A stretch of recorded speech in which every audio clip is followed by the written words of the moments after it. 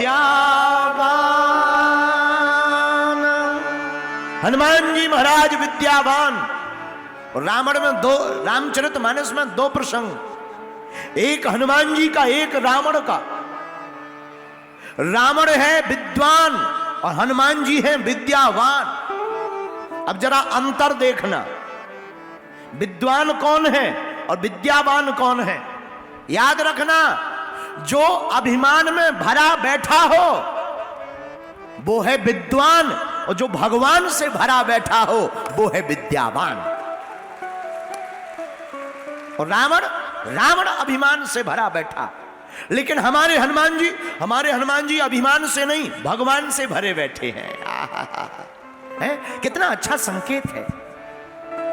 जो अभिमान से भरा हो वो विद्वान होता है, लेकिन जो भगवान से भरा होता है वो विद्यावान होता है। और हनुमान जी महाराज तो राम रसायन तुम्हारे पासा, सदा रहो रघुपति के।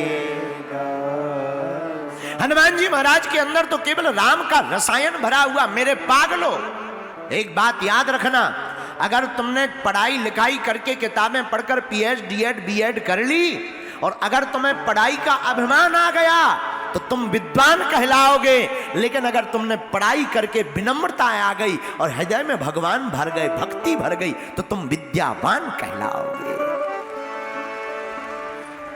एक बात और, विद्वान आदमी बोलने में तो चतुर होता है लेकिन टिकता नहीं है। अच्छा एक और है, आजकल दुनिया में जितने भी विद्वान हैं, कभी विद्वानों की तुमने एकता नहीं देखी होगी। चिलम पीने वालों की एकता टूटती नहीं। पीने वाले, चिलम को छोड़ो, यहां तो गुटखा खाने वाले ज्यादा हैं। अलवर में गुटखा खाने वाले यहां ज्यादा हैं, उनकी एकता। और चिलम पीने वालों की, सुल्फा पीने वालों की पौवा। सुबह कितनी लड़ाई हो जाए लुगाई की, है नाश के मिटे आगे के लगे, तो अब मत बैठना उसके साथ में, नहीं तो हम घर छोड़ के भाग जाएंगे। हाँ हम नहीं बैठेंगे, चिंता। लेकिन रात के फिर आ जाता, आ भैया कहाँ आते थे ना भर बीजी। अरे बोले यार क्या बताइए, घर पे बहुत लड़ाई हो गई अपनी दोस्ती के कारण। अरे बोले लड़ाई तो होती रहती, ले आओ चिलम, ले आओ गांजो, ले आओ गांजो, नहीं माचो सुटाओ, माचो लगाओ। कितने भी पीने वाले हैं, इनकी कभी लड़ाई नहीं होती, कितनी भी लड़ाई हो जाए हमेशा एक ही रहेंगे। और विद्वान कभी एक नहीं मिलेंगे, टक्करी के होंगे, एक सा काम करते होंगे, इनमें हमेशा लड़ाई बनी रहती है। चाहे वो राजनीति का विद्वान हो, चाहे वो व्यापार का विद्वान हो, चाहे वो अध्यात्म का विद्वान हो, अगर वो विद्वान होगा एक नहीं होगा। क्यों? क्योंकि इन्हें लगने लगता, हमारा मानना है, ऐसा मानना है, सम्मान आदमी अकेले पाना चाहता, गाली सामूहिक में। हमारा मानना है। ये क्यों ऐसा करते? क्योंकि सम्मान आदमी अकेले पाना चाहता। अरे तुम जाओ, तुम एक तरफ हो जाओ। जो केवल अकेले में सम्मान पाना चाहे वो केवल विद्वान होता है और अभिमान से भरा होता है। और व्यक्ति गालियां सामूहिक में पाना चाहता। आहा, मेरे प्रिय पागलो, हम तुमसे यही कहना चाहते हैं, धन्य है वीर बजरंग बली। क्या अद्भुत संकेत और क्या अद्भुत शिक्षा है। हनुमान जी के पास बल है, बुद्धि है, विद्या है, ज्ञान है, विज्ञान है, लेकिन हनुमान जी महाराज विनम्र हैं। यही हनुमान जी का संकेत है कि विद्वान बनकर के विनम्र हो जाओगे तो तुम विद्यावान कहलाओगे।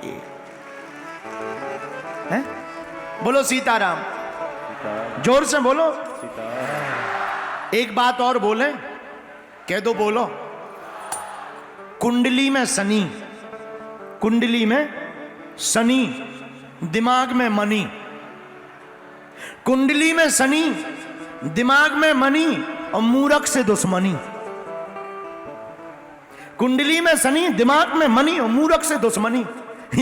ये तीनों अगर तुम्हें मिल जाए तो समझ जाइए तुम्हारी जिंदगी जीते जी नरक है। उपाय क्या है? उपाय तुम पूछोगे महाराज हम तो तीनों से ग्रसित हैं। अलवर वाले तो महान होते ही हैं। अलवर का एक आदमी हमें मिला। हमने कहा क्यों भाई, अस्पताल में क्यों भर्ती हो? अरे बोले कुछ मत पूछो, रात को मच्छर काट रहे थे। हम कहा मच्छर काट रहे थे तो ज्यादा काट लिया, मलेरिया हो गया क्या, डायरिया का हो गया क्या? अरे बोले मलेरिया नहीं हुआ। हमने कहा फिर? बोले मच्छर ज्यादा काट रहे थे, हमारा दिमाग खराब हो गया, हमने जहर पी लिया के लिए अब काट। बताओ। हम कहा जहर क्यों पिया? बोले इसीलिए पिया था ताकि मच्छर काटेंगे तो मर जाएंगे। हम कहा उसके पहले? बोले उसके पहले हमारे खात्मा होने लगा है। अलवर के लोग तो महान होते हैं। बोलो सीताराम। इसीलिए मेरे पागलो, दिमाग में मनी, कुंडली में शनि और मूर्ख से दुश्मनी खतरनाक होती है, लेकिन इन तीनों से बचना है। एक ही उपाय है, अगर तुम्हारे पास पद आ जाए, धन आ जाए, विद्या आ जाए, एक काम करना, झुक जाना। जो विनम्र हो जाता है वो इन तीनों से ऊपर हो जाता है।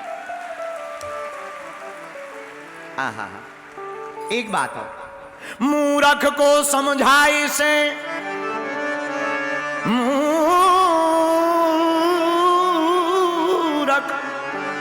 मूर्ख को समझाए से ज्ञान गांठ को जाए।